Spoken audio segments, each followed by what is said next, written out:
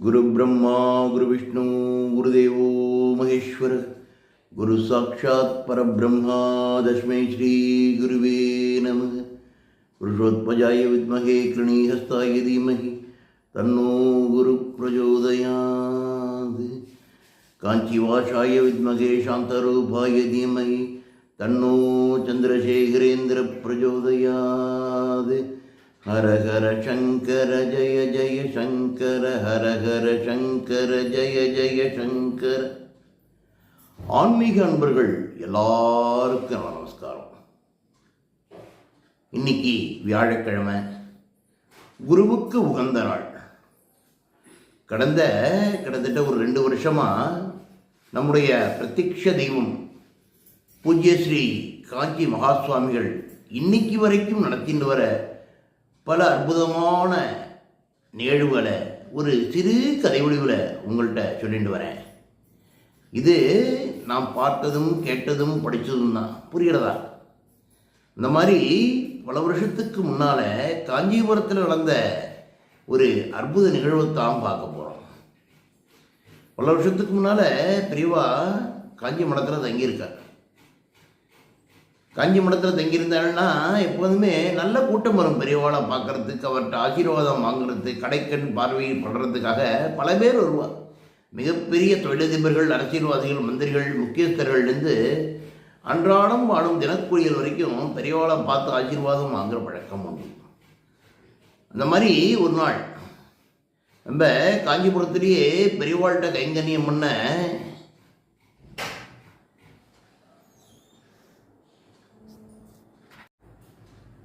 நம்ம காஞ்சிபுரத்தில் பெரியவாழ்கிட்டயே கைங்கரியம் பண்ணிட்டு வர ஒரு பாரிஷிதர், அவர் காஞ்சிபுரத்தில் தங்கியிருக்கார். அவருக்கு 2 குழந்தைகள், 2மே பொன் குழந்தைகள். 2 பேரும் கல்யாணம் ஆகிடுத்து. அவள் மெட்ராஸில் இருக்கா. ஒருத்தி மெட்ராஸ், ஒருத்தர் கோயம்புத்தூரில் இருக்கா. அந்த பாரிஷிதரோட மனைவி தினந்தோறும் அந்த மாமி பெரியவாளை பார்த்து நமஸ்கரிச்சுட்டு ஆசீர்வாதம் வாங்கிக்கிற வழக்கம் உண்டு.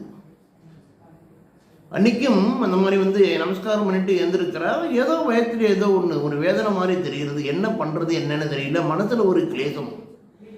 என்ன தோணித்தோ என்னவோ தெரியல.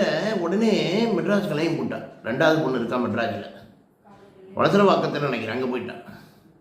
போனதுக்கு அப்புறம் தான் தெரிஞ்சது, அங்கே பக்கத்தில் இந்த ஃப்ளாட்ஸில் சொல்லியிருக்கா, இந்த மாதிரி குழந்தை மாடியிலேருந்து கீழே வந்துவிட்டான். 3 வயசு குழந்தை கீழே வந்துவிட்டான். இந்த மாதிரி ஆஸ்பத்திரியில் சேர்த்துருக்கா, ஐசியூவில் இருக்கான்னு தகவல்னு சொன்னோன்னே இவளுக்கு அழுக பீரியட்னு வந்துடுத்து. யார்? இந்த பாலிஷ்தான், இந்த மாமிக்கு. உடனே ஒரு ஆட்டோவை பிடிச்சின்னு நேராக அந்த ஆஸ்பத்திரிக்கு போகிறார். போய் பார்த்தா எல்லாரும் அழுதியும் கழுவியும் கொலையுமா கண்ணீரும் கம்பளையுமா இருக்கா. எல்லாரும் வெளியில், ஐசியூக்கு வெளியில் நடமாடின்னு இருக்கா. பயங்கரமான ஒரு கூட்டம்.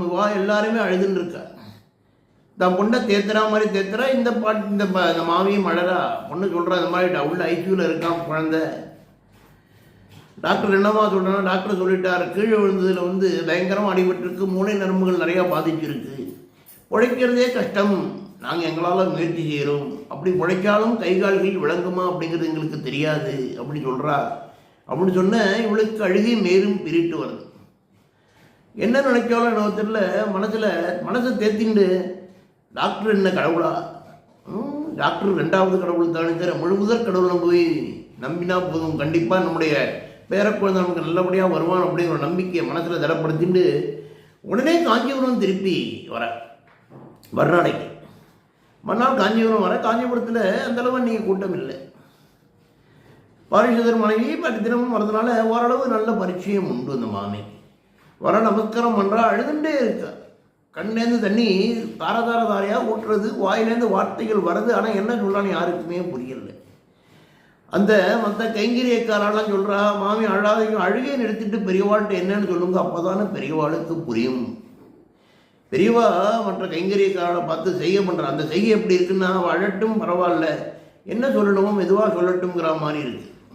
அந்த உத்தரவானது சாட்சாத் காமாட்சியோட உத்தரவு மாதிரியே அந்த கைங்கரியக்காரனுக்கெல்லாம் தெரிஞ்சிருக்கு.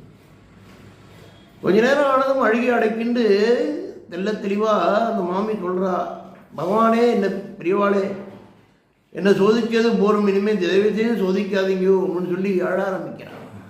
அந்த சமயத்தில் பெரியவா என்ன பண்ணுறா, பக்கத்தில் இருந்த பழக்கூடையிலேருந்து தாம் பக்கம் நகர்த்தி ஒரு ஆப்பிளை கையில் எடுத்துக்கிறார், 2 உத்தரணி அது மேலே ஜலத்தை தெளிக்கிறார், புரோஷனம் பண்ணி கையில் எடுத்துக்கிறார், வலது கையில் எடுத்துட்டு கொஞ்ச நேரம் முடி கையில் உருட்டின்னு இருக்கார்.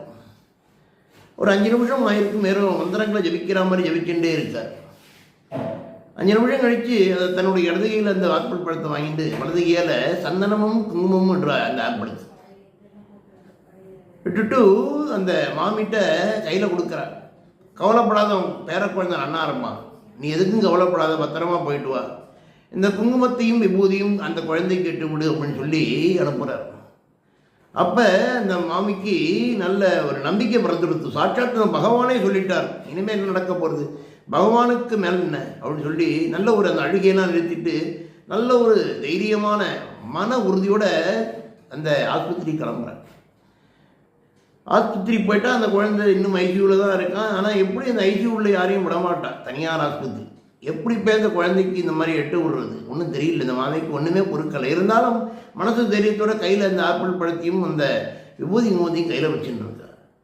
திடீர்னு ஒரு 10-11 மணி ஆச்சு. டாக்டர்கள் குழு மற்றும் 4-5 நர்ஸு அந்த ஸ்ட்ரெச்சர் பாயில் அந்த ஸ்ட்ரெச்சர் எடுத்துகிட்டு வந்து குழந்தைய வெளில தள்ளி விடுவான்.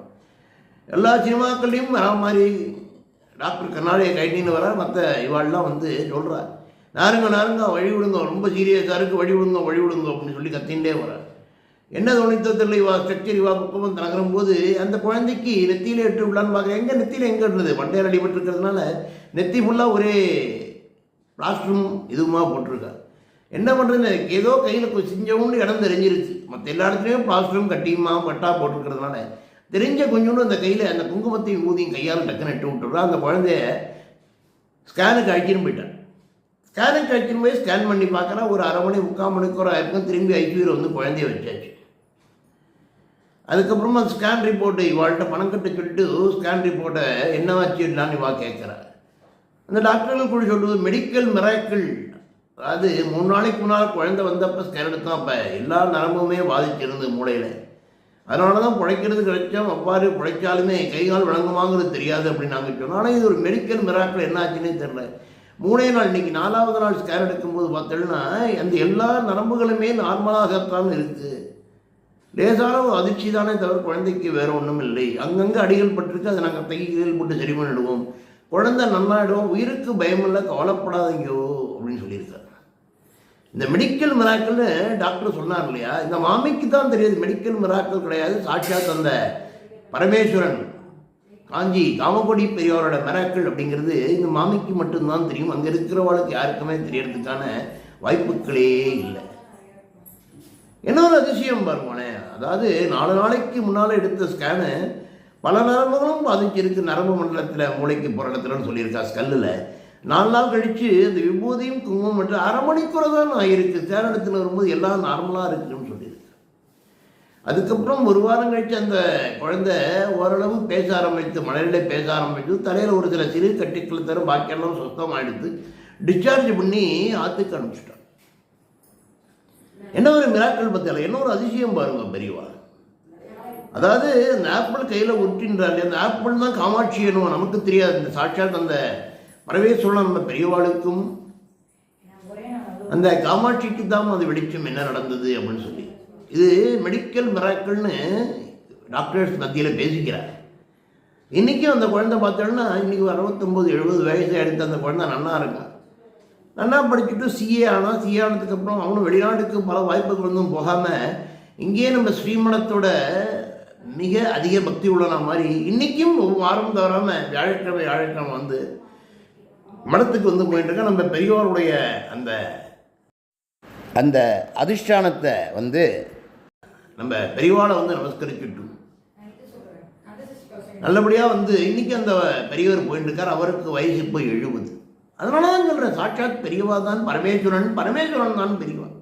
நமக்கு இதில் எந்த ஒரு ஐயப்பாடுமே இருக்கக்கூடாது. நாம ஒப்படைச்சிடணும் பெரியவாள்கிட்ட. பெரியவா நம்மளை பார்த்துப்பா, அவர் செய்வார் எல்லாம். புரியுதா? மீண்டும் ஒரு அற்புத நிகழ்வோட அடுத்த வியாழக்கிழமை உங்களை சந்திக்கிறேன். அது வரைக்கும் ஆன்மீக அன்பர்கள் எல்லாருக்கும் என்னோட நமஸ்காரத்தை தெரிவிச்சுக்கிறேன். ஹரஹர சங்கர் ஜெய ஜெய சங்கர், ஹரஹர சங்கர் ஜெய ஜெய சங்கர்.